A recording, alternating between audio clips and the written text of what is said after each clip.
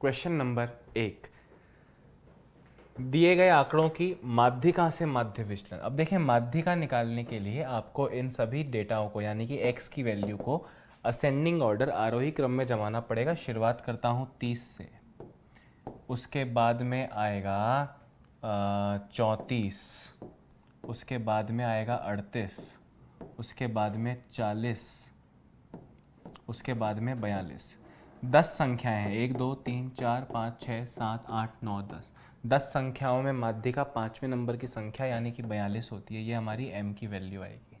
अब आप देखें, इसके आगे करते हैं। खैर 42 के बाद में हम पहुंचेंगे 44 पर। 44 के बाद में हम पहुंचेंगे 50, 51, 60 और 66। 50, 51, 60 और 66 पर। ठीक है, अब यहाँ पे माध्यिका 42 आ गई। अब हम x माइनस m निकालते हैं। मॉड्यूलस लगाना मत भूलिएगा। अब आपको इन सभी संख्याओं का अंतर लेना है इस माध्यिका से। तो 42 और 12 का अंतर पॉजिटिव लेना है, 12। यहाँ पे अंतर 8, यहाँ पे अंतर 4, यहाँ पे अंतर 2, यहाँ पे अंतर 0, यहाँ पे अंतर 2, यहाँ पे अंतर 8, यहाँ पे अंतर 9, यहाँ पे अंतर 18 और यहाँ पे अंतर जो आएगा वो आएगा 24। अब आप इन सबको जोड़ें यानी कि sigma of x minus m। तो आप इन सबको जोड़ेंगे, 8 + 4 + 2 + 2 + 8 + 9 + 18 + 24, ये आएगा 87। अब अगर इनका योग 87 आया है तो 87/n 10 संख्याएं हैं तो 87/10 8.7 इसका माध्य विचलन होगा माध्यिका से। जो पहला पेपर हुआ था 12 अगस्त को, उसमें भी सेम क्वेश्चन आया था, वैल्यूज अलग थी, परंतु माध्यिका से ही माध्य विचलन ज्ञात करना था। उसी क्वेश्चन को रिपीट किया गया है। क्वेश्चन नंबर 2, किसी आवृत्ति आवंटन फ्रीक्वेंसी डिस्ट्रीब्यूशन में माध्य यानी मीन तथा माध्यिका यानी मीडियन आपको दिए हैं 52 और 55। आपको मोड बताना है यानी कि बहुलक बताना है। अब आप इस फॉर्मूले से डेफिनेटली परिचित होंगे कि mean minus mode is equal to 3 into mean minus median. अब आपको जो वैल्यूज़ दी हैं आप उसे रखें। मीन आपको दिया है, माध्य आपको दिया है 52, माइनस बहुलक यानी कि मोड जिसकी वैल्यू हमको निकालनी है बराबर 3 इंटू मीन हमको दिया है 52 माइनस मीडियन यानी कि 55। अब आप देखें 52 माइनस मोड बराबर 3 into 52 minus 55 minus 3, 3 into minus 3 -9 और ये 52 उधर जाके -52 हो जाएगा। ये बराबर होगा माइनस मोड के। तो minus mode is equal to -61, minus से माइनस गया, मोड की वैल्यू 61 आ गई, यानी कि ऑप्शन नंबर 1 इसका करेक्ट आंसर होगा। और इस क्वेश्चन को देखते हल कर सकते थे क्योंकि 55 से बड़ा बहुलक होना चाहिए इस केस में, तो 55 से बड़ा ऑप्शन सिर्फ 61 ही है। ऑप्शन नंबर 1 61 करेक्ट होगा। क्वेश्चन नंबर 3, दो समान घन एक जैसे क्यूब्स हैं, घन हैं, जिनमें से हर एक का वॉल्यूम आयतन 64 सेंटीमीटर क्यूब है। अब वॉल्यूम उसका घन का होता है a क्यूब यानी 64, तो a की वैल्यू यहाँ पे आ गई 4, यानी कि उस घन की प्रत्येक भुजा 4 सेंटीमीटर की है। आपसे बोला कि दो समान घन हैं, उनको छोरों से कॉर्नर्स से जोड़कर एक घनाभ यानी क्यूबॉइड बनाया गया। इसका तात्पर्य ऐसा हुआ कि दो घन कुछ इस प्रकार से एक दूसरे के पास में रख दिए गए हैं। आपको इस घनाभ का, अब दो घन एक साथ रख देंगे तो देखिए क्या होगा, जो उसकी लंबाई है वो 4 4 यानी 8 हो जाएगी, परंतु चौड़ाई 4 ही रहेगी, चौड़ाई 4 ही रहेगी और ऊंचाई भी 4 ही रहेगी। आपसे पूछा इस घनाभ का पृष्ठीय क्षेत्रफल क्या होगा, तो आपको केवल पृष्ठीय क्षेत्रफल का सूत्र लगाना है। घनाभ के पृष्ठीय क्षेत्रफल का सूत्र होता है 2 इंटू लंबाई चौड़ाई प्लस चौड़ाई ऊंचाई प्लस ऊंचाई लंबाई। आप यहां रख दें 2 इंटू लंबाई है 8, चौड़ाई है 4, चौड़ाई है 4, ऊंचाई है 4 और ऊंचाई है 4 और लंबाई है 8। अब आप इसे सॉल्व करेंगे तो 2 इंटू 32 प्लस 16 प्लस 32 यानी 2 इंटू 80, 2 इंटू 80 160 होता है। भुजाएं सेंटीमीटर की थी, इसलिए क्षेत्रफल सेंटीमीटर स्क्वायर होगा, अगर भुजाएं मीटर्स की होती तो एरिया मीटर स्क्वायर में होता। अब यहाँ पे आपने देखा कि एक बहुत आसान सा क्वेश्चन पूछा गया और इस पेपर पैटर्न के लिए आरएसएम एसएसबी बोर्ड की दाद देनी पड़ेगी कि अभी तक हुए तीनों पेपर्स में एक समान लेवल को मेंटेन करके वो बोर्ड चला है और किसी भी पेपर में अनफेयर साउंड नहीं किया है। सारे पेपर्स एक जैसे लेवल के और अलग अलग तरीकों के बनाए गए, जो कि बहुत अच्छा और बहुत समय बाद राजस्थान के एग्जाम्स में देखने को मिला है। क्वेश्चन नंबर 5, एक वृत्त के व्यास यानी डायामीटर और परिधि यानी सरकमफ्रेंस का डिफरेंस अंतर 105 है। आपको बताना है वृत्त की त्रिज्या कितनी है। जितने भी लोग हमसे उत्कर्ष की ऑफलाइन क्लासेस में पढ़े हैं वो एक विधि जानते होंगे कि अगर त्रिज्या 7 होती है यानी कि रेडियस अगर 7 होता है तो डायामीटर यानी व्यास 14 सेंटीमीटर होता है, परिधि 44 सेंटीमीटर होती है और क्षेत्रफल 154 सेंटीमीटर स्क्वायर होता है। अब आपसे बोला कि देखिए अब इस स्केल में हम देखें तो व्यास और परिधि का अंतर 30 है और वाकई में क्वेश्चन में 105 है, यानी कि 3.5 गुना हुआ है। कितने गुना हुआ है? 3.5 गुना। तो आपसे पूछा है कि इस वृत्त की त्रिज्या कितनी होगी, तो 7 को भी 3.5 से मल्टीप्लाई अगर आप कर देंगे तो 24.5 आपका आंसर होगा। ऑप्शन नंबर 4 यहाँ पे करेक्ट आंसर है।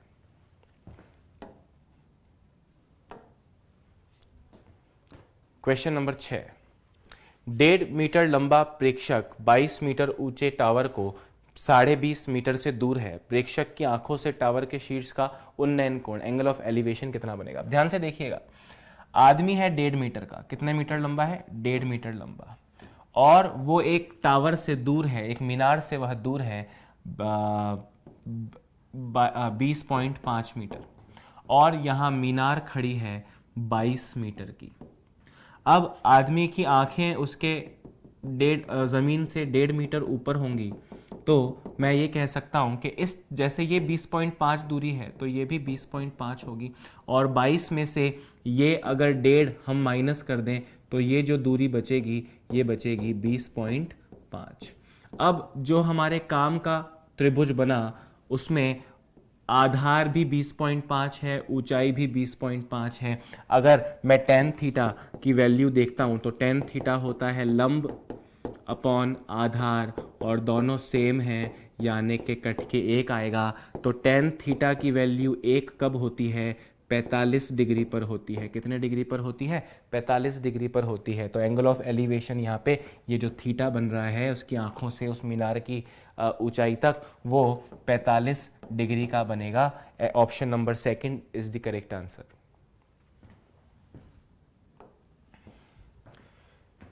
क्वेश्चन नंबर 7, आपसे पूछा 50 डिग्री का रेडियन में क्या मान होगा? जब भी आप रेडियंस में डिग्री को बदलते हैं तो उसे पाई बटा 180 से भाग दे दें तो आपका आंसर हो जाएगा 5 पाई अपॉन 18, यानी कि ऑप्शन नंबर 4 करेक्ट आंसर है। क्वेश्चन नंबर 8, 2 गोलों के वक्र पृष्ठीय क्षेत्रफल, वक्र पृष्ठीय क्षेत्रफल का मतलब कर्व्ड सरफेस एरिया का अनुपात 4:9 है। इनके आयतनों का अनुपात कितना होगा? देखिए कैसे करते हैं इस क्वेश्चन को। पृष्ठीय क्षेत्रफल 2 गोलों का वक्र पृष्ठीय क्षेत्रफल होता है 4 पाई आर स्क्वायर। अगर मैं पहले के त्रिज्या को r और दूसरे की त्रिज्या को कैपिटल R मान लेता हूं तो 4 पाई से 4 पाई कट जाएगा। दोनों की त्रिज्याओं के वर्ग का अनुपात 4:9 है। भाई क्षेत्रफल का अनुपात था 4:9, तो 4 पाई तो कट गया। तो यहाँ से आप देखें कि दोनों की त्रिज्याओं का अनुपात 4 का वर्गमूल 2 और 9 का वर्गमूल 3 निकलेगा। अब आप देखें आपसे पूछा है उनके आयतनों का अनुपात। आयतनों का फॉर्मूला होता है 4/3 पाई आर क्यूब। तो पहले की त्रिज्या स्मॉल आर क्यूब और दूसरे की त्रिज्या कैपिटल आर क्यूब। आप देखेंगे तो 4/3 और पाई कट जाएंगे। आर और आर की वैल्यू अगर आप यहाँ से देखें तो 2/3 होती है, तो 2 का क्यूब 8 और 3 का क्यूब 27, यानी कि 8:27। ऑप्शन नंबर 3 यहाँ पे करेक्ट आंसर हो जाएगा। क्वेश्चन नंबर 9, एक बेलन के आधार की त्रिज्या 7 सेंटीमीटर है तथा उसकी ऊंचाई 10 सेंटीमीटर है।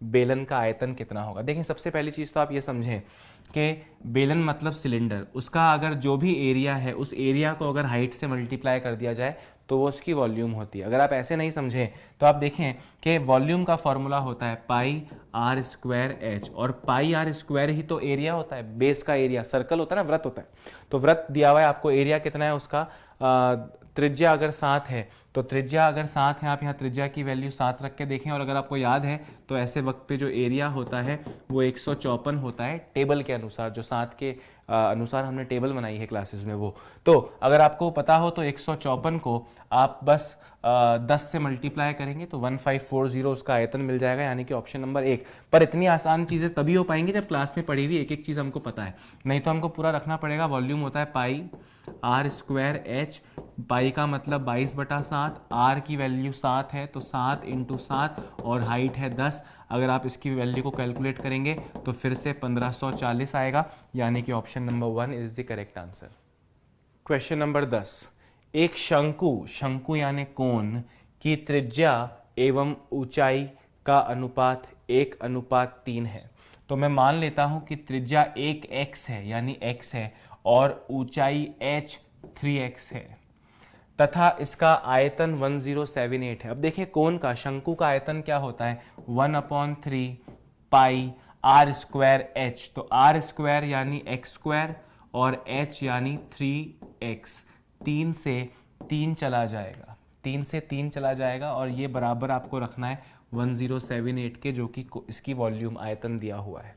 अब आप देखें तो पाई की वैल्यू 22/7 उधर जाके 7/22 हो जाएगी, x³ = 1078 अपॉन 22/7, 7 चला जाएगा ऊपर। अभी आप 2 से काटेंगे तो ये जाएगा 11 बार, 2 से काटेंगे तो 539 बार और 11 से इसको आप काटें तो 49।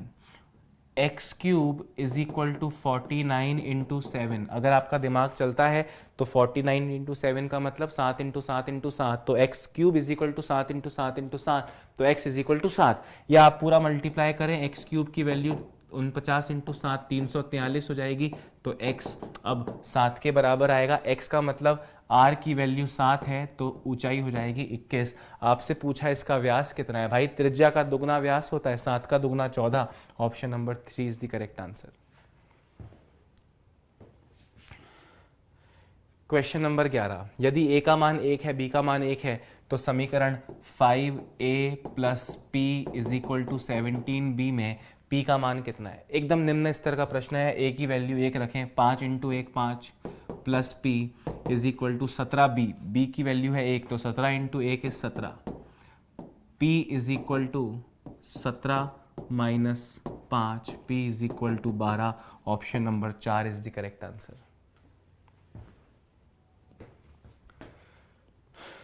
क्वेश्चन नंबर 12, आपसे पूछा इसका हल बताइए, आपको a की वैल्यू बताना है। आप बस इसको मल्टीप्लाई करें, 4 × 5 20 plus a × 5 5a plus 4 × -a, 4 × -a कितना हो जाएगा, -4a, और a × -a² और ये अपॉन हम डालें, अगर इसको मल्टीप्लाई करें, 2 × 7 14 plus a × 7 7a minus 2 × a 2a plus a × -a -a² = 1 का मतलब हो गया ये नीचे वाला पूरा हिस्सा उधर जाके ऊपर वाले हिस्से के बराबर हो जाएगा, 1 से गुणा हो जाएगा। तो ये हो गया 20 + 5a - 4a -a² = 14 + 7a - 2a -a²। अब आप देखें -a² कट गया, 20 + 5a - 4a यानी 20 + a = 14 + 7a - 2a, 14 + 7a - 2a, 7a - 2a 5a, 14 + 5a। इस a को उधर ले जाएंगे तो यहाँ आपको मिलेगा 5a - a 4a, 5a - a 4a, और 20 - 14 6, यानी a की वैल्यू 3/2 आ जाएगी। Option number 3 is the correct answer. बस सॉल्व करना था और कुछ नहीं करना था। क्वेश्चन नंबर 13, एक अर्धगोला एक बेलन। देखें एक अर्धगोला, ये अर्धगोला होता है, एक बेलन, एक बेलन और एक शंकु, शंकु के आधार बराबर है। आधार बराबर है मतलब चौड़ाई बराबर है, चौड़ाई बराबर है मतलब त्रिज्याएं और व्यास आपस में बराबर है, यानी कि जो इसकी त्रिज्या होगी वही इसकी त्रिज्या होगी और वही इसकी त्रिज्या होगी, रेडियस होगा, तथा ऊंचाई भी बराबर है। अब आप देखें कि अर्धगोले की ऊंचाई तो त्रिज्या जितनी होती है, कितनी होती है, त्रिज्या जितनी होती है, मतलब इसकी ऊंचाई भी त्रिज्या जितनी होगी और इसकी ऊंचाई भी त्रिज्या जितनी होगी। आपसे बोला इनके आयतनों का अनुपात। अर्धगोले का आयतन होता है 2/3 पाई आर क्यूब, इसका आयतन होता है पाई आर स्क्वायर एच, एच यहाँ पे हाइट है, हाइट आर के बराबर है तो आर, और कोण का, शंकु का आयतन होता है 1/3 pi R square H, H यानी आर। तो आप देखें कि पाई से पाई गया, R cube R square, R भी आर क्यूब होता है और आर स्क्वायर आर भी आर क्यूब होता है। अब अनुपात बचा 2/3 अनुपात 1/3। इस पूरे अनुपात को 3 से अगर मैं गुणा करूंगा तो 2/3 इंटू 3 अगर मैं करता हूं यहाँ पे तो 3 और 3 कट जाएंगे, यहाँ पे 1 इंटू 3 3 आएगा और यहाँ पे 3 और 3 कट जाएंगे, यानी कि 2:3:1, 2:3:1। Option number 2 is the correct answer. Question number 14 देखिए, एक धातु का गोला 2.1 सेंटीमीटर त्रिज्या का है, जिसे पिघालकर उससे आधी त्रिज्या के गोलाकार गेंद बनाने, गेंद भी गोला ही होगा, ऐसे कितने गोलाकार गेंदे बनेंगे। अब आप देखें आपको इस 2.1 की जरूरत नहीं है, आपसे बोले आर को आधा कर दिया, आर को क्या कर दिया, आधा कर दिया। अब आर को अगर आधा कर दोगे, आपसे बोला पिघालना है, क्या करना है, पिघालना है, आयतन की बात होगी, पिघली हुई चीज आयतन में आती है। अब आप जब त्रिज्या को आधा करोगे, क्योंकि त्रिज्या में क्यूब काम आता है, तो 2 का क्यूब 8 गेंदे यहां पे बनेंगी, यानी ऑप्शन नंबर 4 करेक्ट आंसर होगा।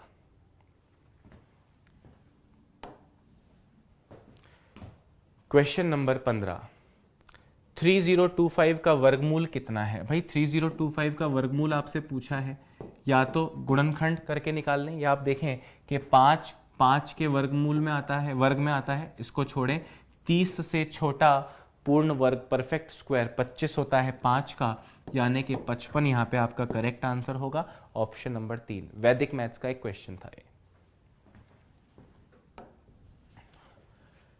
क्वेश्चन नंबर 16, एक 6 मीटर चौड़ी और 1.5 मीटर गहरी नहर या नदी जो भी आप कहें, पानी में 10 किलोमीटर प्रति घंटे की गति से बह रही है।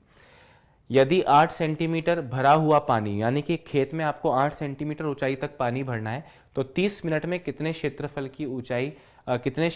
की सिंचाई हो जाएगी। अब आप देखें कि मैदान की ऊंचाई है 8, उसका क्षेत्रफल आपसे पूछा है, तो क्षेत्रफल इंटू ऊंचाई वॉल्यूम हो जाएगा, यानी कि यहाँ पे आपको पानी की वॉल्यूम चाहिए। अब आप देखें पानी बह किस स्पीड से रहा है, 10 किलोमीटर प्रति घंटा और 30 मिनट यानी आधे घंटे। तो आप देखें कि 10 किलोमीटर 1 घंटे में, तो आधे घंटे में 5 किलोमीटर यानी कि 5000 मीटर की नहर जाके गिर जाएगी। तो यहाँ पे पानी का जो वॉल्यूम होगा, आयतन होगा, लंबाई 5000 मीटर आपने निकाल ली, इंटू चौड़ाई 6 मीटर और ऊंचाई 1.5 मीटर, इसको आपको बराबर रखना है 8 सेंटीमीटर। अब ये सब मीटर में था, तो 8 सेंटीमीटर को मीटर में बदलिए 8/100 करके और इंटू एक्स कर दीजिए। अब आप देखें कि यहाँ से आप 5 इंटू 6 करके देखें, अगर आप 5 इंटू 6 30 इंटू 1.5 45,000 इंटू 100/8, ये आएगी एक्स की वैल्यू यानी एरिया। पर आपसे एरिया जो ऑप्शन में है, देखें आप हेक्टेयर में है, किस में है, हेक्टेयर में है। 1 हेक्टेयर में 10,000 मीटर स्क्वायर आता है, तो आप इस आंसर को 10,000 से डिवाइड कर दें ताकि आपका आंसर हेक्टेयर्स में आ जाए। अब आप देखें कि 4 0 से 2 और 2 4 0 कट गए, 8/450/8 अगर आप करें तो 5 56.25 हेक्टेयर, 56.25 हेक्टेयर। ऑप्शन नंबर 1 यहाँ पे आपका करेक्ट आंसर होगा। Question number 17, 4x² plus 4x minus 3 के गुणनखंड आपको यहाँ बताने। हम इसे करते हैं। देखें, इक्वेशन है 4x² प्लस 4x माइनस 3, यहाँ -3 है। अब इसके आप इसको एक्सपेंड करेंगे, 4x² plus 6x minus 2x minus 3, 4 और 6 इनमें कॉमन क्या निकलेगा, 2x कॉमन निकलेगा, यहाँ बचा 2x प्लस 3, और इन दोनों में कुछ कॉमन नहीं निकलेगा, मतलब 1 कॉमन निकलेगा, तो यहाँ भी आएगा 2x प्लस 3, 2x प्लस 3 अलग, 2x माइनस 1 अलग, 2x plus 3, 2x minus 1। Option number 3 इसके सही गुणनखंड होंगे।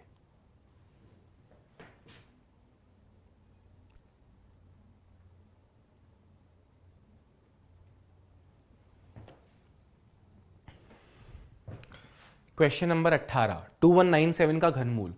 अगर आपने अच्छे से तैयारी की है तो ये तो याद होना चाहिए। आपको क्लासेस में बोला जाता है 15 से 20 या 25 तक के घन याद करने हैं, तो 2197 13 का घन होता है, तो 13 यहाँ पे आपका करेक्ट आंसर हो जाएगा। नहीं पता आपको कैसे कर सकते हैं, 2197 का घनमूल निकालना है। आप देखें कि 7 किसके घनमूल में आता है 1 से 9 तक, तो 7 3 के घन में आता है 27, तो 3 यहाँ लिखा, 3 छोड़े बचा कितना, 2, 2 से छोटा घन 1 का, तो 1 यहाँ पे, यानी कि 13 आपका करेक्ट आंसर होगा। Option number 4। ये एक आरेख आपको दिया गया है और इस आरेख में आपसे कहा है निर्यात करोड़ों में हो रहा है और ये हर वर्ष की वैल्यू आपको दर्शा रहा है। क्वेश्चन क्या बना है पहले उस पर एक बार नजर डालते हैं। क्वेश्चन में आपको बोला है दिए गए वर्षों में न्यूनतम निर्यात से अधिकतम निर्यात में कितने प्रतिशत की वृद्धि हुई है। न्यूनतम जो भी था, कभी भी था उससे मतलब नहीं, जो भी था, और अधिकतम जो भी था। अब आप देखें कि जो ग्राफ हमको दिया था, सबसे नीचे वाला डॉट ये है और सबसे ऊपर वाला डॉट ये है, ये वैल्यू 200 पे है और ये वाली वैल्यू 800 पे है, तो 200 से 800 4 गुना हो रहा है, यानी 3 गुना बढ़ रहा है। 3 गुना बढ़ रहा है मतलब 300% बढ़ रहा है। नहीं समझ में आया तो समझाता हूं, ध्यान से सुनना। न्यूनतम वैल्यू 200 थी, अधिकतम वैल्यू 800 थी, तो वृद्धि कितनी हुई है 600 की, तो 600 की वृद्धि 200 पे कितने परसेंट होती है, आपका आंसर आएगा 300% होती है। और मैं निश्चित तौर पे कह पा रहा हूं कि कई लोगों ने इसका आंसर 400% लिखा होगा। 800 हो रहा है, 4 गुना हो रहा है, 400% हो रहा है, 400% हो रहा है। आपसे पूछा है वृद्धि कितनी हुई है, तो कोई भी चीज खुद के लिए 100% होती है, 400% हो जाने का मतलब होता है 300% की वृद्धि। Option number 3 is the correct answer. Question number 20, एक वृत्त के निश्चित त्रिज्याखंड का परिमाप समान त्रिज्या के अर्धवृत्त की चाप के लंबाई के बराबर है। आपसे बोला है कि एक ये माइनर सेक्टर है, त्रिज्याखंड है, इसकी परिधि, अब इसकी परिधि क्या होगी, 2 बार त्रिज्या है और 1 बार आर्क, आर्क यानी चाप, चाप को मैं 3 ले लेता हूं, ए ले लेता हूं, तो यहां पे इसकी परिधि कितनी हो जाएगी 2r प्लस ए। आपसे बोला कि ये बराबर है इसके अर्धवृत्त की चाप के, अर्धवृत्त की चाप, भाई पूरी परिधि कितनी होती है 2 पाई आर, तो आधे वृत्त की चाप कितनी होगी पाई आर होगी। तो आपसे बोला ये पाई आर बराबर है 2r प्लस ए के, तो a यानी कि इस चाप की लंबाई कितनी होगी, तो हम कहेंगे pi R minus 2r, pi R में और 2r में से r कॉमन निकला, पाई माइनस 2, यानी कि अब आप देखें ये a के बराबर है, पाई माइनस 2 आर, 22/7 माइनस 2 करूंगा तो 8/7 बचेगा। कितना बचेगा भाई 22/7 माइनस 8, माइनस अगर हम यहाँ पे करते हैं 2, तो आप देखें 7 दूनी 14, 7 दूनी 14, 22 माइनस 14, 8/7 बचेगा और ये बराबर है a के। अब आपने एक फॉर्मूला ज्योमेट्री में अच्छे से पढ़ा होगा कि जो चाप की लंबाई होती है वो बराबर होती है त्रिज्या इनटू एंगल के, जो एंगल यहाँ पे बन रहा है, पर ये एंगल किस में होना चाहिए रेडियंस में आएगा। तो अब हम देखें कि अगर मैं इसको यहाँ पे बराबर रखता हूँ, आर्क की लंबाई, जो चाप की लंबाई है वो मुझे मिली है r इंटू 8/7 और ये बराबर है r इंटू थीटा के, r से r गया, थीटा की वैल्यू आई 8/7, 8/7 पर ये आई है रेडियंस में, आपको ऑप्शन दिए हैं डिग्री, मिनट और सेकंड में। तो अब 8/7 रेडियंस है, रेडियंस को डिग्री में बदला जाता है 8/7 इंटू 180/पाई। पाई का मतलब हो गया 22/7 इंटू 180/22/7। तो 7 चला जाएगा ऊपर, 7 से 7 जाएगा, 2 से जाएगा 11 बार, 2 से जाएगा 90 बार, 8 इंटू 90 720/11 यानी कि 65 तक। अभी 65, 715 तक कट गया 65 बार। अब बचा कितना है? 5। डिग्री में तो 65 पॉइंट समथिंग है, पर यहां मिनट और सेकंड में लाना है। अब कितना? 5 बचा है। अब उस 5 को 5/11 को आप 60 से गुणा करें, मिनट में लाएं। 5 इंटू 60 300, 300/11 का मतलब हो गया 273/11, तो 27 मिनट भी हो गया, 27 मिनट भी हो गया। अब 3/11 को भी 60 से गुणा करो तो आएगा 180/11। अब सेकंड में आंसर लाना है, पूरा काट देना है, डेसिमल में ले आओ। तो ये 11 से जाएगा 1 बार, 6 बार, तो यहाँ पे 16 सेकंड भी आपका आंसर आ जाएगा, यानी कि 65 degree 27 minute 16 second. Option number 1 यहाँ पे आपका करेक्ट आंसर होगा। क्वेश्चन नंबर 21, किसी समांतर चतुर्भुज के क्रमवार 3 क्रमशः 0, 1, 2, 3 और 4, 3 है, तो चौथे शीर्ष का निर्देशक क्या होगा, निर्देशांक क्या होगा? अब आप देखें कि ए आपको दिया है, मान लेता हूँ ए है 0,1, बी है 2,3, सी है 4,3। तो अब कोई भी समांतर चतुर्भुज होगा, उसमें जो डायगोनल्स होते हैं, विकर्ण होते हैं, वो एक ही जगह पे इंटरसेक्ट करते हैं और वो दोनों बाइसेक्टर्स होते हैं, एकदम मिड पॉइंट होता है दोनों विकर्णों का वो। अब हमको ए और सी तो पता है, ये ए है, ये बी है, यहाँ पे सी होता है, तो ए और सी तो पता है। तो ए और सी का मिड पॉइंट अगर हम निकालें तो ए और सी के मिड पॉइंट में x1 + x2, इसका x 0, इसका x 2, तो 0 + 2 2/2 यानी कि 1। और y की बात करूं तो 1 + 3 4/2 यानी कि 2। तो 1,2 ये बिंदु होना चाहिए जो इनके मिड पॉइंट में है। अब बात करते हैं, अरे यार ए और सी लेना था ना, मैंने ए और बी का मिड पॉइंट ले लिया।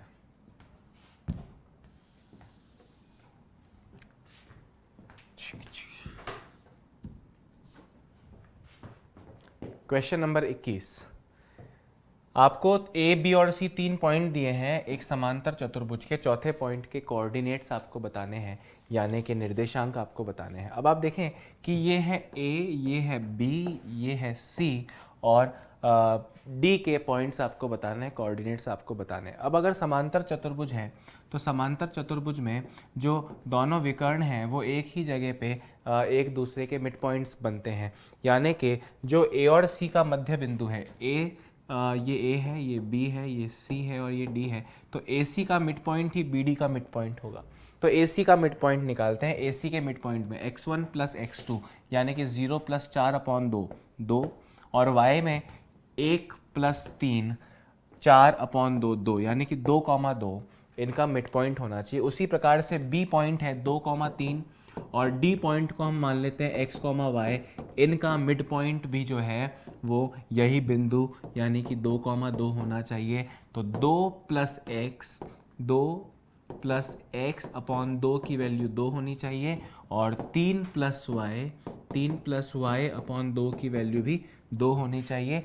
तो 2 + x/2 यानी कि 2 + x = 4, तो x = 2, और 3 + y = 4, तो y = 1 यानी कि 2,1 यहाँ पे उस d के कोऑर्डिनेट्स होंगे। ऑप्शन नंबर 1 2,1 करेक्ट है। क्वेश्चन नंबर 22, एक दीवार घड़ी का अंकित मूल्य क्या होगा यदि उसका क्रय मूल्य 380 रुपये हो, 5% छूट देने के बाद 5% छूट देने के बाद 25% का लाभ हो रहा हो। ये यहाँ पे 2 बार लिख दिया गया, 5% छूट देने के बाद 25% लाभ हो। अब आप देखें 380 क्रय मूल्य है। अब 380 क्रय मूल्य है, क्रय मूल्य पे लाभ होता है कि छूट? क्रय मूल्य पे लाभ होता है। कितना लाभ है? 25% लाभ है, यानी कि 125 में बेच रहे हो। फिर छूट, 5% छूट का मतलब 100 - 5 95, ये जाएगा इससे 4 बार और इससे आपका आंसर आएगा 500 रुपये अंकित मूल्य होना चाहिए। ऑप्शन नंबर 3 इसका करेक्ट आंसर है। क्वेश्चन नंबर 24, एक कैनवास के टुकड़े का क्षेत्रफल 1105 मीटर स्क्वायर है।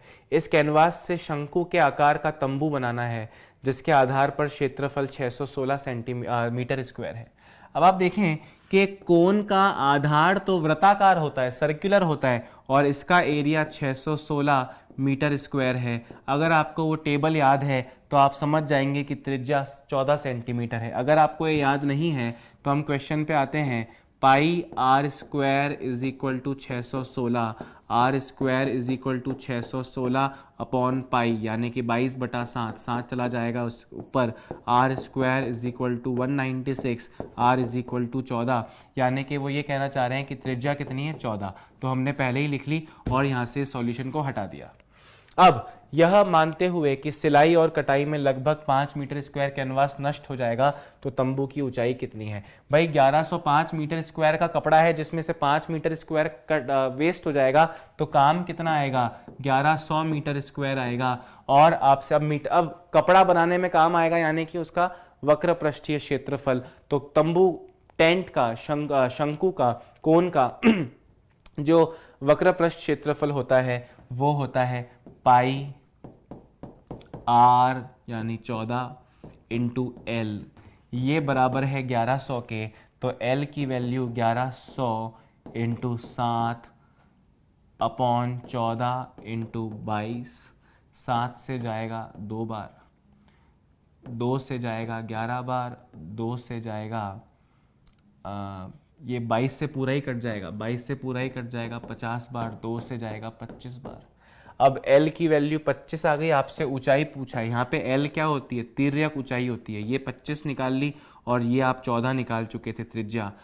तो 625 माइनस 14, 625 माइनस 196 जब आप करेंगे, क्या पाइथागोरस थ्योरम लगाना है, ये हाइट निकालनी है, तो यहाँ पे ये ऊंचाई जो है, ये ऊंचाई यहाँ पे इसके लंब के बराबर होगी। तो लंब स्क्वायर इज इक्वल टू कर्ण स्क्वायर, 25 का स्क्वायर 625 माइनस आधार स्क्वायर 14 का स्क्वायर 196। तो इससे लंब स्क्वायर जो है वो 429 के आसपास कुछ आएगा, जिससे आपका आंसर 20.71। अगर आप अप्रोक्सीमेटली देखें, क्योंकि 441 21 का स्क्वायर होता है, लंब स्क्वायर 429 आया, तो 21 से थोड़ा सा कम ऑप्शन 20.71 है, जो कि इसका करेक्ट आंसर होगा।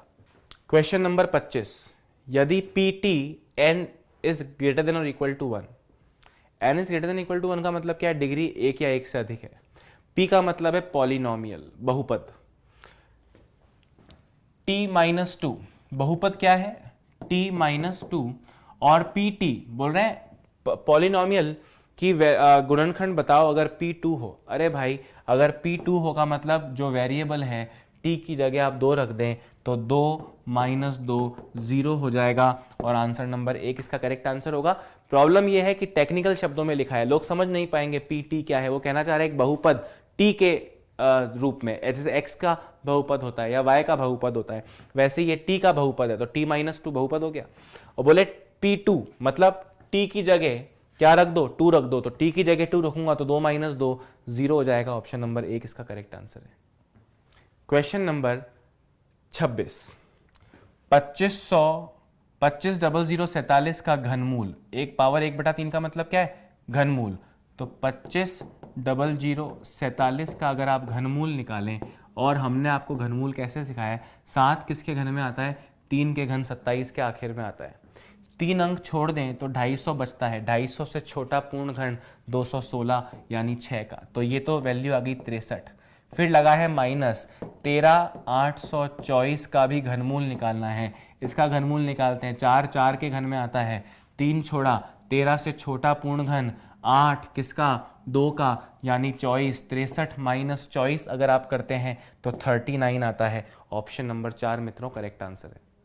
क्वेश्चन नंबर 27, दो संकेंद्रीय वृत्तों, संकेंद्रीय वृत्तों का मतलब हो गया कि जिनका एक ही केंद्र हो, कंसेंट्रिक सर्कल अंग्रेजी में जिसे कहते हैं, के मध्य परिबद्ध एक वृत्ताकार वलय, मतलब वो इस गोलाकार पट्टी की बात कर रहे हैं जो दोनों सर्कल्स के बीच में आती है।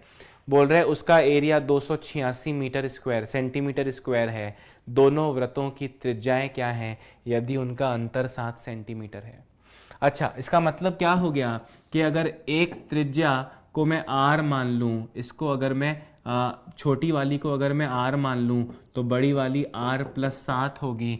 आपसे कह रहे हैं उनका, अब देखें कि ये जो साइड का पट्टी जिसका एरिया 286 दिया है वो निकलेगा कैसे, बड़े वाले वृत्त का क्षेत्रफल माइनस छोटे वाले वृत्त का क्षेत्रफल, तो बड़ा वाला वृत्त का क्षेत्रफल हो जाएगा पाई r², तो उसके लिए त्रिज्या कितनी है r+7 का होल स्क्वायर माइनस पाई छोटे वाले सर्कल की त्रिज्या r², और ये वैल्यू आपको दी है 286। कितनी दी है 286। आपको दोनों वृत्तों की त्रिज्याएं बतानी है, ध्यान से देखिएगा। अगर मैं इनमें से पाई कॉमन निकाल लूं तो यहाँ बचेगा r+7 का होल स्क्वायर और यहाँ बचेगा r² इज इक्वल टू 286। अब आप इसको सॉल्व करें, पाई r+7 का होल स्क्वायर, r का स्क्वायर r² प्लस 7 का square 49 plus 2 × 7 14 × r 14r minus r² से r² गया पाई, और ये वैल्यू आई है 286। अब आप देखें कि पाई का मतलब 22/7 होता है, उधर ले जाते हैं तो 49 plus 14r is equal to 286 upon 22/7। 7 चला जाएगा ऊपर, 11 से गया 2 बार, 11 से गया 26 बार, 2 से गया 13 बार, 13 × 7 91 91, 14r plus 49 is equal to 91, तो 14r is equal to 91 minus 49 यानी 42, और r is equal to 3। r की वैल्यू कितनी आ गई 3 आ गई। अब r की वैल्यू 3 है और बड़े वाले त्रिज्या की r+7 यानी कि 10 है। ऑप्शन नंबर 2 करेक्ट आंसर होगा। क्वेश्चन नंबर 28, जब छोटे से छोटे वर्ग का क्षेत्रफल क्या होगा जो 616 वर्ग सेंटीमीटर क्षेत्रफल वाले वृत्त को पूर्णतया घेरता है। अब आप देखें, अगर आपको वो टेबल याद है तो 616 वर्ग सेंटीमीटर उस वृत्त का क्षेत्रफल हो गया जिसकी त्रिज्या 4 होती है, जिसकी त्रिज्या 14 होती है। अगर आप वो चीज़ समझ चुके हैं तो ये अगर 14 है तो पूरा व्यास 14 और 14 28, और ये जो वर्ग बनेगा इसकी हर एक भुजा को 28 होना पड़ेगा। कितना होना पड़ेगा 28 होना पड़ेगा, और वर्ग अगर 28 की भुजा है तो उसका एरिया 28 का स्क्वायर 784 सेंटीमीटर स्क्वायर होगा। बात करते हैं, अगर हमको डायरेक्टली 14 पता नहीं चला तो वृत्त का क्षेत्रफल 616 है, यानी कि pi r² is equal to 616, r² is equal to 616 upon 22/7, 7 चला जाएगा ऊपर। अभी इससे आप r² is equal to 196, r is equal to 14, और उसके बाद जो अभी आपको हमने बताया ऑप्शन नंबर 1 784 करेक्ट आंसर है।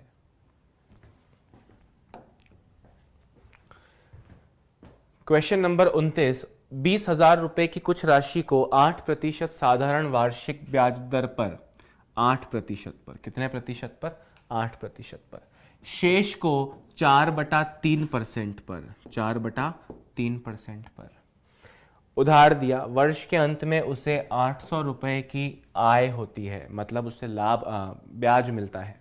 तो देखें, पूरा 800 रुपए जो ब्याज मिला है पूरे मूलधन पे मिला है, यानी 20,000 पे मिला है, तो ये कितने परसेंट हुआ, तो आप देखेंगे कि ये 4% हुआ। कितने परसेंट हुआ 4%। तो आप एलिगेशन लगाइए, 8 और 4 का अंतर 4, 4/3 और 4 का अंतर 2 सहित 2/3, यानी कि 8/3 अनुपात 4 वो अनुपात है जिस अनुपात में ये मूलधन बांट के ब्याज पे दिया गया।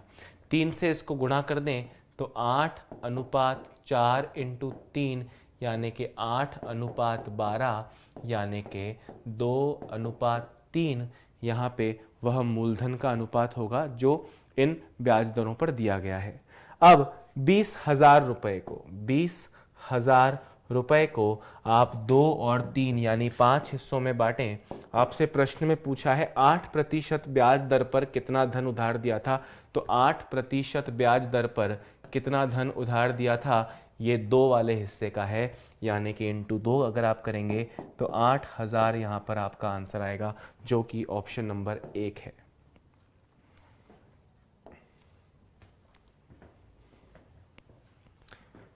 क्वेश्चन नंबर 30, टोनू मोनू से 10% ज़्यादा निवेश करता है। ध्यान से देखिएगा, टोनू मतलब टी, मोनू मतलब एम। टोनू मोनू से 10% ज़्यादा, यानी मोनू अगर 100 है तो टोनू 110 है।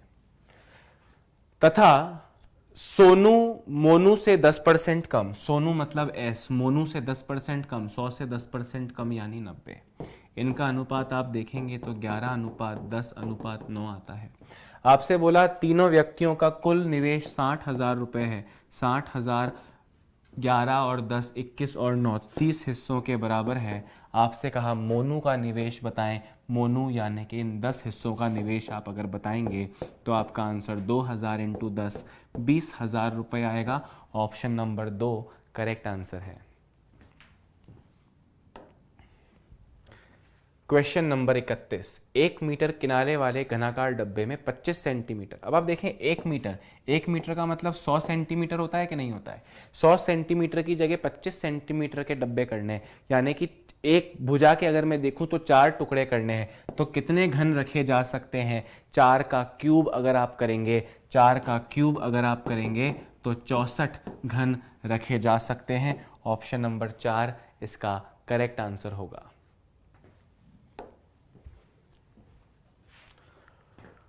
क्वेश्चन नंबर 32, यदि बिंदु A x, y बिंदु B 3, -4 तथा C -2, 0 से समान दूरी पर है तो आपको बताना है कौन सी इक्वेशन करेक्ट है। अब आप देखें समान दूरी पर है, ठीक है, बिंदु A बिंदु B तथा C से समान दूरी पर है। अब आप देखें कि A x, y कहीं होगा, x, y कहीं होगा और ये दो बिंदु A और B कहीं होंगे। आपसे बोले A से इसकी दूरी और B से इसकी दूरी समान है, तो आपको केवल डिस्टेंस फॉर्मूला लगाना है B से A का और C से भी A का। ये बिंदु A था, ये बिंदु B था और ये बिंदु C था। बोले A B और C से समान दूरी पर है। अब आप देखें कि हम इसमें डिस्टेंस फॉर्मूला लगाते हैं और आपको एक इक्वेशन बनानी है। वो इक्वेशन इनमें से कौन सी होगी आपको ये डिसाइड करना है। पहले मैं A और B में डिस्टेंस फार्मूला लगाऊं। डिस्टेंस फार्मूला होता है x2 यानी कि 3 माइनस x1 यानी x का whole square plus y2 4 minus 4 minus y2 y1 यानी कि y का होल स्क्वायर। ये बराबर रखना है आपको C और A के डिस्टेंस के। इसको आपको बराबर रखना है C और A के डिस्टेंस के। x2 माइनस x1 यानी कि -2 माइनस x का whole square plus 0 minus y के होल स्क्वायर। तो माइनस y का होल स्क्वायर y स्क्वायर ही होगा। अब आप देखें, अब जब इनको सॉल्व करेंगे, पूरा खोलें इसे, तो a माइनस बी का होल स्क्वायर हो जाएगा a स्क्वायर यानी कि 9 प्लस b स्क्वायर यानी कि x square minus 2 into 3 6 into x 6x plus -4 minus y का होल स्क्वायर -4 का होल स्क्वायर 16 y स्क्वायर का square y square plus 2ab। तो आप देखें यहाँ पे हो जाएगा plus 2 into 4 8 into Y 8y। तो अब ये बराबर है, इसको अगर हम खोलें -2 का स्क्वायर 4 -2 का स्क्वायर 4 x का स्क्वायर x स्क्वायर और plus 2 into 2 4 into X 4x plus Y square के। वाई स्क्वायर से वाई स्क्वायर गया। यहाँ पे आप देखें कि प्लस एक्स स्क्वायर से प्लस एक्स स्क्वायर गया। 9 minus 6x plus 16 plus 8y is equal to 4 plus 4x।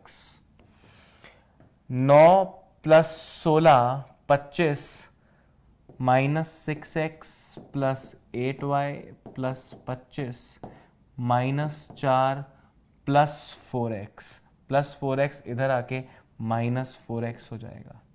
Minus 4x minus 6x minus 10x plus 8y plus 25 minus 4 यानी प्लस 21। अगर आप इसे पूरा माइनस से मल्टीप्लाई करें ताकि x पॉजिटिव हो जाए तो ये 10x minus 8y minus 21 is equal to 0। 10x minus 8y minus 21 is equal to 0, या माइनस उधर जाके सिर्फ 21 हो जाएगा। ऑप्शन नंबर 3 यहाँ पे करेक्ट आंसर है। क्वेश्चन नंबर 33, दो संख्याएं दी हैं, इन दोनों के वर्गमूल को आपको जोड़ना है और आंसर बताना है। 42 38 01 का वर्गमूल अगर आप निकालेंगे तो 651 आएगा, और 22 801 का भी वर्गमूल निकालेंगे तो 151 आएगा। इन्हें जोड़ने पर 802। ऑप्शन नंबर 3 करेक्ट आंसर है। क्वेश्चन नंबर 37, यदि ABC किसी त्रिभुज के कोण है। अब आप देखें, अगर त्रिभुज के कोण है ABC, मतलब ABC को जोड़कर 180 डिग्री आना चाहिए, और 180 डिग्री को पाई रेडियंस भी कहा जाता है। आपको बोला tan B plus C, tan B plus C plus tan A plus C plus tan A plus B upon tan pi minus A. Pi को अगर मैं 180 बोलूं तो 180 में से a निकाल दूंगा तो b और c बचेगा, तो मैं tan पाई माइनस ए को tan b प्लस सी लिख सकता हूं। उसी प्रकार tan पाई माइनस बी, पाई मतलब 180 डिग्री, 180 डिग्री में से b निकाल दूंगा तो a और c बचेंगे, यानी कि tan a प्लस सी। और tan पाई माइनस सी, 180 डिग्री में से c निकाल दूंगा तो a और b बचेंगे, यानी कि tan a प्लस बी। ऊपर का पूरा जो एक्सप्रेशन है वो नीचे के ही एक्सप्रेशन जैसा है, यानी कि ये पूरे आपस में कट जाएंगे और आपका आंसर 1 आएगा, यानी ऑप्शन नंबर 2। क्वेश्चन नंबर 35, संलग्न चित्र। ये चित्र पास में बना हुआ एक त्रिभुज है। Angle ADE is equal to angle B, angle ADE is equal to angle B। AE is equal to 8, AE is equal to 8। EB is equal to 7, EB is equal to 7। BC is equal to 9, AD is equal to 10 तथा DC is equal to 2। आपको बताना है DE की लंबाई कितनी होगी। अब आप ध्यान से सुने, मैं इन दो ट्रायंगल्स को अलग अलग बनाता हूं। एक ये पूरा बड़ा ट्रायंगल, ये है A, ये है B, ये है C। इसमें ये एंगल और एक छोटा त्रिभुज और है, उसमें बनाता हूं ADE, ठीक है। इसमें ये एंगल, ये दोनों एंगल एक दूसरे के बराबर हैं। आपसे बोला ये पूरी भुजा AB 7 और 8 15 सेंटीमीटर की है, और AE 8 की है, AD 10 की है, और ये पूरी भुजा AC 10 और 2 12 सेंटीमीटर की है। ये भुजा 9 की है। आपको ये भुजा बतानी है। अब आप देखें कि मैं इसकी एक एक भुजा, देखें हम इन दोनों त्रिभुजों को सिमिलर प्रूव करना चाहते हैं, समरूप प्रूव करना चाहते हैं। देखते हैं होता है कि नहीं। 15 और 10 का अनुपात कितना है? 15 और 10 का अनुपात कितना है? 3/2। उसी प्रकार 12 और 8 का अनुपात कितना है? 12 और 8 का अनुपात भी है 3/2। ये दोनों संगत भुजाएं और ये दोनों संगत भुजाएं जो हैं, ये दोनों संगत भुजाएं जो हैं एक दूसरे के समानुपाती हैं। तो और ये एंगल भी बराबर है, ये एंगल भी क्या है? बराबर है। तो ASS सिमिलैरिटी प्रूव हो जाएगी, और सिमिलैरिटी प्रूव हो गई यानी कि दोनों त्रिभुज समरूप हैं। यानी कि मैं ऐसे कह सकता हूं कि त्रिभुज ABC समरूप है किसके? ABC समरूप है ट्रायंगल ADE के, क्योंकि A तो एंगल दोनों में सेम है, बराबर ही होगा। तो SAS भी लग रहा है, आपको दिख रहा है SAS। तो SAS सिमिलैरिटी यहाँ पे लग गई। अब ये जो अनुपात 3:2 आया है ये इस 9 का इस भुजा से भी होगा, यानी कि BC बटा ED का अनुपात भी कितना होगा 3/2। BC की लंबाई आपको दी है, BC की लंबाई आपको दी है 9 और ED की लंबाई आपसे पूछी है, तो आप देखें 3x इज इक्वल टू 18 यानी x इज इक्वल टू 6, यहाँ पे 6 सेंटीमीटर। ऑप्शन नंबर 2 आपका करेक्ट आंसर होगा।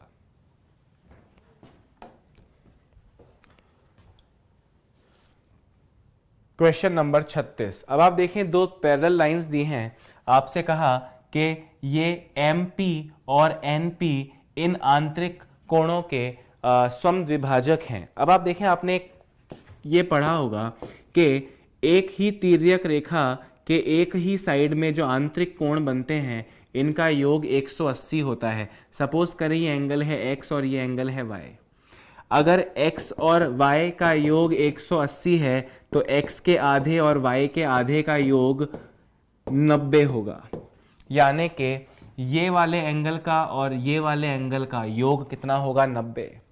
तीनों, अगर मैं इस त्रिभुज की बात करता हूं तो ये तीनों का योग 180 होता है, जिसमें से ये दोनों मिला के 90, तो इस तीसरे का भी 90 होना जरूरी है, यानी ऑप्शन नंबर 3 करेक्ट होगा। Question number 37। 300 किलोमीटर दूरी तय करने में एक रेलगाड़ी 2 घंटे कम समय लेती है यदि उसकी सामान्य गति से 5 किलोमीटर प्रति घंटे की अधिक गति से वो चले। तो रेलगाड़ी की सामान्य गति कितनी है? देखें, मैं आपको सीधे वही तरीका बताऊंगा जो एग्जाम पॉइंट ऑफ व्यू से इस क्वेश्चन पे हमको लगाना चाहिए था। ऐसे क्वेश्चंस में इक्वेशंस बन सकती हैं, शॉर्ट ट्रिक का पॉसिबिलिटी थोड़ा कम है। तो आप देखें कि अगर ये ऑप्शन सही है, मान लेते हैं ये ऑप्शन सही है, तो 300 किलोमीटर 25 घंटे से चलने में 12 घंटे लगते। कितने घंटे लगते? 12 घंटे लगते। और अगर सामान्य गति को 5 बढ़ा दें, यानी कि 25 से अगर 30 कर दें, तो 300 किलोमीटर की दूरी को तय करने में 10 घंटे लगते। जो क्वेश्चन में कहा था वो सारी चीज़ें सेटिस्फाई होती हैं कि अगर स्पीड को 25 से 30 यानी कि 5 किलोमीटर बढ़ा दिया तो समय 2 घंटे कम हो गया, यानी कि पहली बार में ट्राई किया गया, हमारा ऑप्शन नंबर 1 करेक्ट हो गया। मान लें ऑप्शन नहीं होता तो 30 को हम ट्राई करते, ये ऑप्शन बाद में होता। फॉर एग्जांपल हम 30 को पहले ट्राई करते तो 300/30, 30 से तो कट जाएगा, पर 30 को जब 5 बढ़ाऊंगा 35 करूंगा तो वो 300 को पूरी तरह काट नहीं पाएगा। तो ये ऑप्शन अगर पहले ट्राई करते तो ये गलत हो जाता, हमें पूरा ट्राई नहीं करना पड़ता। मान लीजिए 15 सही है तो 300/15 20 घंटे, और अगर 5 बढ़ाऊंगा 15 से 20 करूंगा तो 300/20 15 घंटे, 20 से 15 5 घंटों का फर्क पड़ गया। 5 घंटों का नहीं 2 घंटों का फर्क पड़ना चाहिए था। ये ऑप्शन भी कैंसिल हो जाता और फिर हम 25 ट्राई करते और वो हमारा करेक्ट आंसर होता। ऑप्शन नंबर 1 करेक्ट है। Question number 38। निम्न में से कौन सा एक समीकरण है? देखिए समीकरण क्या होता है? समीकरण वो मैथमेटिकल एक्सप्रेशन, एक व्यंजक, वह गणितीय व्यंजक होता है जिससे कोई उत्तर निकले।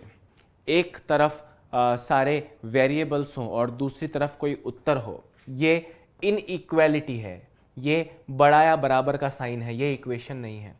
9 - 5 संख्याएं हैं, ये हमें किस चीज़ का उत्तर दे रहा है हमको नहीं पता। 9 - 5 तो 4 होता है, तो ये इक्वेशन नहीं है।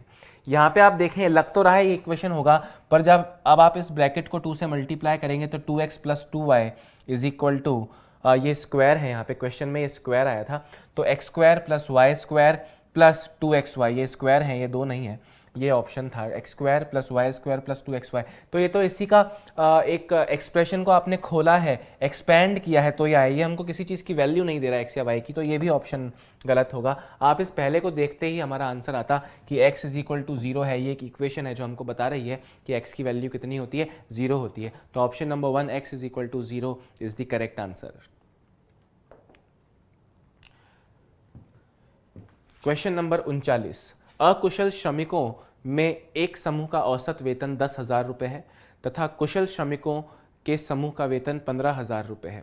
यदि सबका संयुक्त औसत वेतन 12,000 हो। देखिए एलिगेशन का सिंपल सा क्वेश्चन हो गया, सभी का एवरेज 12,000 है, जिसमें से आपसे पहले कहा कि अकुशल, मैं बात करता हूँ अकुशल की, अनट्रेंड लोगों की बात करता हूँ, उनका आपको एवरेज दिया है 10,000 और कुशल यानी कि ट्रेंड लोगों का एवरेज है 15,000। अब आप 10,000 और 12,000 का अंतर निकालें 2, 15,000 और 12,000 का अंतर निकालें 3,000, 2,000, इनमें जब 0 आप काटेंगे तो 3:2 आएगा अकुशल और कुशल कर्मचारियों की संख्या।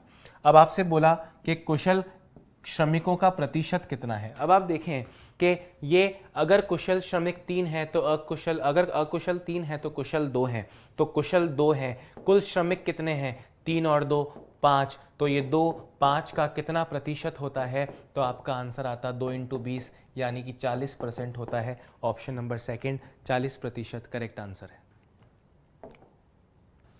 क्वेश्चन नंबर 40, देखिए बड़ा कंफ्यूजिंग सा क्वेश्चन हो गया और मैं गारंटी से दे रहा हूँ काफ़ी सारे स्टूडेंट्स ने इसे गलत किया होगा। ये लॉग बेस 5 है, अगर ये लॉग बेस 10 होता तो 2 की पावर 10 है तो इसका 10 गुना करते ऑप्शन नंबर 2 करेक्ट होता, और कई लोगों ने करेक्ट किया होगा, पर भाई ये गलत है। अब कैसे सही होगा ये देखते हैं आप। आपको दिया है लॉग 2 बेस 10 की वैल्यू 0.3010। आप जानते हैं हम इसको लिख सकते हैं log 2 अपॉन log 10। मैं बेस चाहे जो लगा सकता हूँ अब नया। अच्छा, इसकी वैल्यू 0.3010 है। अब आप देखें कि log 2 बेस 5 को मैं एज इट इज रहता हूँ log 10 बेस 5 को, 10 को मैं लिख सकता हूँ 2 × 5। 10 को क्या लिख सकता हूँ? 2 × 5, ठीक है। 2 × 5 अगर मैं लिख सकता हूँ तो log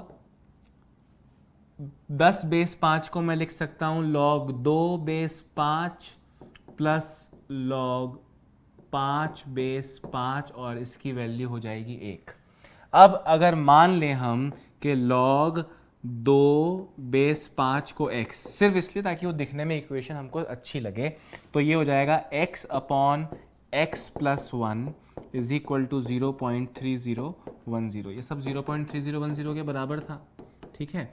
अब हम देखते हैं, क्रॉस मल्टीप्लाई करें, x इज इक्वल टू 3010 को x से मल्टीप्लाई करूंगा तो 0.3010x प्लस 1 इंटू 0.3010 0.3010। ये इसको माइनस कर देंगे तो x minus 0.3010x is equal to 0.3010, minus करेंगे तो यह आएगा 0.6990x इज इक्वल टू 0.3010। तो x की वैल्यू का मतलब log 2 बेस 5 की वैल्यू 0.3010 अपॉन 0.6990, इसकी वैल्यू अप्रॉक्सीमेटली आती है 0.4306। अब log 2 बेस 5 की वैल्यू इतनी है और आपको चाहिए log 1024। भाई 1024 को मैं 2 की पावर 10 लिख सकता हूँ, ठीक है। तो log 2 की पावर 10 बेस 5। अब ये 10 आके इससे यहाँ मल्टीप्लाई हो जाएगा और यहाँ से पावर हट जाएगी, और इसकी वैल्यू आपने निकाली है 0.4306, और इसको आप 10 से मल्टीप्लाई करेंगे। 0.4306 को अगर आप 10 से मल्टीप्लाई करते हैं तो 4.306, यानी कि ऑप्शन नंबर 1 इसका करेक्ट आंसर हो जाएगा। क्वेश्चन नंबर 41, एक समकोण त्रिभुज की ऊंचाई 12 सेंटीमीटर है तथा आधार 4 सेंटीमीटर है। त्रिभुज का क्षेत्रफल। भाई समकोण त्रिभुज की ऊंचाई 12 है, आधार 4 है, इसका क्षेत्रफल बताना है आपको। क्षेत्रफल मतलब बिल्कुल निम्न स्तर का प्रश्न हो गया। क्षेत्रफल होता है आधा इंटू आधार इंटू ऊंचाई, तो इससे आपका आंसर आता है 24 square centimetre, option number 3।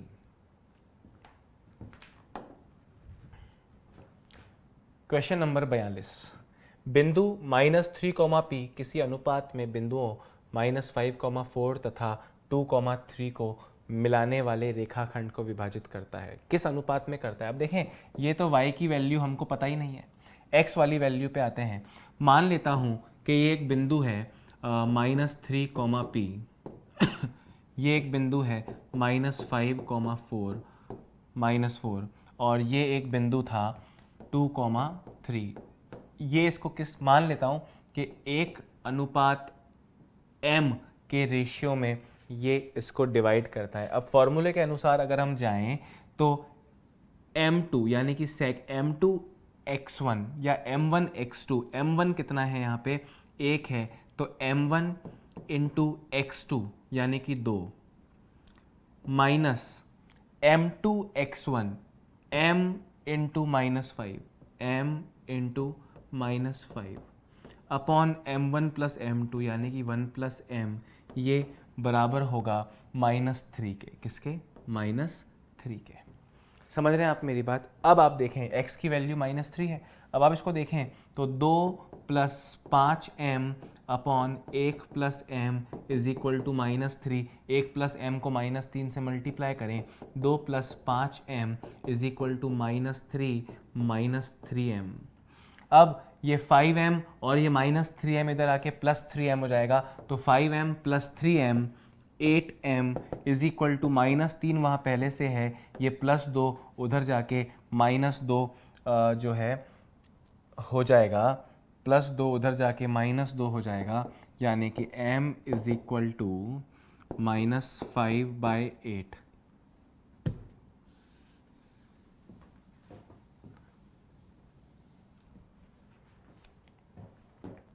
Question number 42, आपसे कहा कि एक पॉइंट है। क्वेश्चन नंबर 42, आपसे कहा एक पॉइंट है -3, p, वो -5, -4 और 2, 3 को -2, 3 को किस अनुपात में बांटता है, ये आपको बताना है। अब आप देखें कि ये कितना आसान सा क्वेश्चन है। अगर आप देखें तो अब यहाँ पे y की वैल्यू तो p लिखी है, तो हम वैल्यू तो बता नहीं सकते y की, तो हम सिर्फ x से बात करते हैं। एक बिंदु है -5 और एक बिंदु है x का -2, वो माइनस वहाँ आपको दिख रहा होगा, ये यहाँ माइनस है, वो माइनस यहाँ पे लगा दिया मैंने। ये दूसरा बिंदु है, यहाँ से इसको हटा देते हैं, ठीक है। तो -2, 3 है और बीच में विभाजित करना है -3 से। अब आप मुझे बताएं यहाँ की दूरी कितनी है, 2, यहाँ की दूरी कितनी है, 1, तो ऑब्वियसली ये 2:1 में बांटेगा, यानी कि ऑप्शन नंबर 3 करेक्ट आंसर होगा। क्वेश्चन नंबर 43, आपसे कहा 100 ग्राम 1 किलोग्राम का, 1 किलोग्राम को ग्राम में लिखूं तो 1000 ग्राम का कितने % है, तो ऑब्वियसली 10% होगा। हमारा आंसर 10%, यानी ऑप्शन नंबर 2 10% करेक्ट होगा। क्वेश्चन नंबर 44, दो संख्याओं का अनुपात 6:7 है। दो संख्याओं का अनुपात 6:7 है। यदि प्रत्येक संख्या में 4 जोड़ा जाए, यहाँ भी 4 जोड़ा, यहाँ भी 4 जोड़ा, तो अनुपात 13:15 हो जाता है। जिन लोगों ने हमसे डिटेल में अनुपात समानुपात पढ़ा है क्लास, ऑफलाइन क्लासेस में या ऑनलाइन क्लासेस में, चुटकियों में वो कर लेंगे। 6 × 15 90, 7 × 13 91 91, 90 और 91 का अंतर 1, 4 × 15 60, 4 × 13 52, 60 और 52 का अंतर 8 8, 8 × 6 48, 8 × 7 56। आपसे पूछा तो छोटी संख्या कौन सी है, छोटी संख्या 48 है, ऑप्शन नंबर 2 48। जो लोग इस मेथड को नहीं समझ पाए या पहली बार ऐसा कोई क्वेश्चन देख रहे हैं, तो आप इसको ऐसे कर सकते थे। माना कि पहली संख्या 6x, दूसरी संख्या 7x, पहली संख्या में भी 4 जोड़ा, दूसरी संख्या में भी 4 जोड़ा और अनुपात निकाला, तो वो अनुपात आया 13:15। अब इससे x की वैल्यू निकालें, x की वैल्यू इससे 8 आएगी, क्रॉस मल्टीप्लाई करके x की वैल्यू निकालिएगा, 8 आएगी, और 6x की वैल्यू 48 हो जाएगी, और 7x की वैल्यू 56 हो जाएगी। 48 और 56 में से छोटी संख्या 48, ऑप्शन नंबर 2। क्वेश्चन नंबर 45, वह कोण जो अपने पूरक कोण का 4 गुना है। पूरक कोण का मतलब क्या हो गया, जिनका योग 90 डिग्री है। क्या कह रहे हैं कि एक अगर 4 है तो दूसरा 1 हो, यानी कि 4:1 में आप बांटिए 90 डिग्री को, तो 90 को 4:1 यानी कि 5 से भाग दें, और 1 की और 4 की वैल्यू अगर आप निकालें तो 18 × 1 18 और 18 चौक 72। आपसे कहा वह कोण जो अपने पूरक कोण का 4 गुना है, तो 72 18 का 4 गुना है, ऑप्शन नंबर 3 72। क्वेश्चन नंबर 46, एक दुकानदार अपने ग्राहकों को 10% छूट का प्रस्ताव देता है, फिर भी 26% लाभ अर्जित करता है। 280 रुपये अंकित मूल्य की वस्तु को दुकानदार के लिए वास्तविक क्रय मूल्य क्या है। अब देखें 280 क्रय अंकित मूल्य है, अंकित मूल्य पे छूट होगी कि लाभ होगा, छूट होगी, तो 10% छूट का मतलब 90 और 26% लाभ होगा, यानी 126। अब आप इसको 9 से काटें 10 बार, 9 से काटें 14 बार, 14 से काटें 20 बार, 20 × 10 200, ऑप्शन नंबर 2।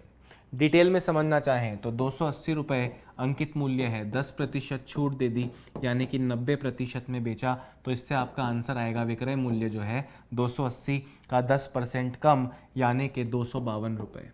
और ये 252 रुपये में जब बेचा तो 26% लाभ हुआ यानी कि ये 126 के बराबर, तो 100% की वैल्यू 200 रुपये क्रय मूल्य। डिटेल में आप ऐसे कर सकते हैं, पर जिन्होंने हमसे क्लासेस में पढ़ा है वो इस तरीके से ज़रूर परिचित रहे होंगे और बहुत आसानी से वो इसका आंसर 20 × 10 200 रुपये इस 5 सेकंड की विधि से दे चुके होते। क्वेश्चन नंबर 47, बिंदु P2, -3 और 3, -2 के मध्य की दूरी। अब देखें डिस्टेंस फार्मूला लगाना है। डिस्टेंस फार्मूला क्या होता है? x2 - x1 का whole square plus y2 - y1 का होल स्क्वायर। x2 दूसरे वाले में x की वैल्यू कितनी है? दूसरे वाले में x की वैल्यू 3 है, माइनस पहले वाले में x की, ये x1 है, ये y1 है, ये x2 है, ये y2 है। समझ रहे हैं मेरी बात? तो 3 - 2 का होल स्क्वायर प्लस y2 है -2 -3, तो -3 कितना होता है? +3 होता है। समझ रहे हो कि नहीं? ओके, तो 3 - 2, 1 का स्क्वायर 1, -2 + 3 +1 का स्क्वायर 1, तो 1 + 1 2 का रूट निकल नहीं सकता, √2 यूनिट्स इसका आंसर होगा। क्वेश्चन नंबर 48, किसी चतुर्थांश में भुज तथा कोटि दोनों ऋणात्मक होते हैं। भाई 4 क्वाड्रेंट होते हैं कोऑर्डिनेट ज्योमेट्री में, इसके अंदर x भी पॉजिटिव होता है, y भी पॉजिटिव होता है। इसमें ऊपर है इसलिए y तो पॉजिटिव होगा, पर x जो है वो नेगेटिव होगा। इसमें नीचे भी है और बाईं तरफ भी है, x भी नेगेटिव y भी नेगेटिव, और इसमें x पॉजिटिव y नेगेटिव, तो दोनों ऋणात्मक यानी कि दोनों नेगेटिव किस में होते हैं? तीसरे क्वाड्रेंट में होते हैं, तृतीय चतुर्थांश में होते हैं, यानी कि थर्ड इसका करेक्ट आंसर है। क्वेश्चन नंबर 49, 10 लाख का 8% वार्षिक दर से चक्रवृद्धि ब्याज 2,59,712 है, जबकि वार्षिक देय पे ब्याज था, तो समय अवधि आपको बतानी है। अब आप देखें, एक चीज़ का ध्यान रखिएगा, क्लास में आपको कई बार बताया कि क्वेश्चन या तो 2 साल का होगा या 3 साल का होगा। 10 लाख का 8% कितना होता है? 10 लाख का 10 लाख नहीं हुआ है, ये 10 लाख हो गया, एक लीजिए और बचा है। 10 लाख का 8% कितना होता है? तो 10 लाख का 8% 80,000 होता है। तो पहले साल भी 80,000, दूसरे साल भी 80,000, अगर 2 साल आंसर है तो, और दूसरे साल 80,000 का 10%, 80,000 का 8% 6400 रुपये। और तो ये तो 1,00,000 80,000 1,60,000 1,66,400 ही हुआ। तो ये तो आंसर 2 साल तो नहीं हुआ, 2 साल तो गलत आंसर हो गया। 3 साल में अगर आप जाके देखते हैं तो 3 साल में 10 लाख का जो ब्याज होगा वो डेफिनेटली 2,59,712 होगा। तो ये एक मेथड हो सकता था 3 साल आंसर देने के लिए, अगर आप इस तरह से करना चाहें। दूसरा तरीका क्या हो सकता है कि और कैसे इसका आंसर आ सकता है, वो ये है भाई, मूलधन कितना है? 10 लाख, 1 2 3 4 5 6, 10 लाख, और ब्याज अगर 2,59,000 है तो मिश्रधन कितना हो गया? 12,59,712। अब आप इसे तब तक काटते जाएं जब तक आपको 8% वार्षिक दर का मतलब हो गया 100 का 108 यानी कि 25 का 27, जब तक आपको 27 और 25 की घात के रूप में ये संख्याएं ना दिखने लगे, 25 और 27 की घात के रूप में ये संख्याएं ना दिखने लगे। अब आप इसे जब सॉल्व करेंगे, अब देखें 2 साल और 3 साल में से कोई भी आंसर हो सकता है, मैंने आपको बताया। अब लेट अस सी कि क्या हो सकता है। ठीक है, अब आप देखें कि अगर हम इसको 8 से काटें, 8 से अगर आप इसे काटते हैं तो 1 5 7 4 1 5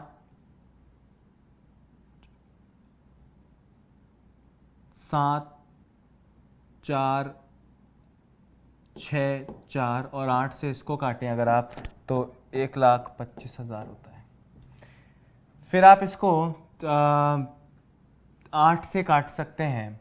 8 से अगर आप इसको काटेंगे तो इससे आपको मिलेगा 1, 9, 6, 8, 3 और इससे आपको 8 से मिलेगा 15625। ये 25 का क्यूब है और ये 27 का क्यूब है। क्यूब का मतलब हो गया पावर 3 है, तो पावर 3 का मतलब 3 साल होता है।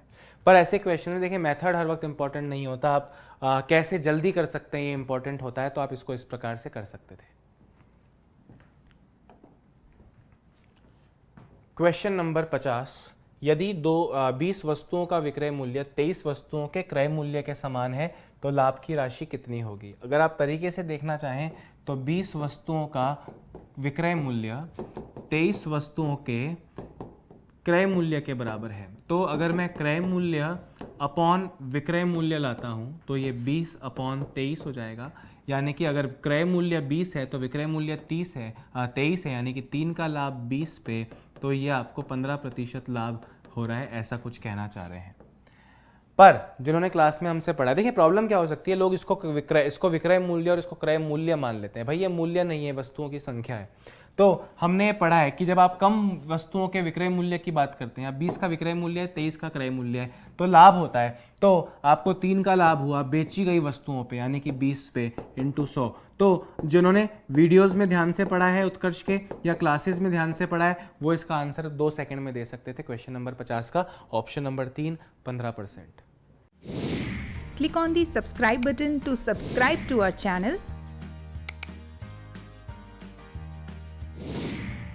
Press the bell icon on the YouTube app and never miss another update.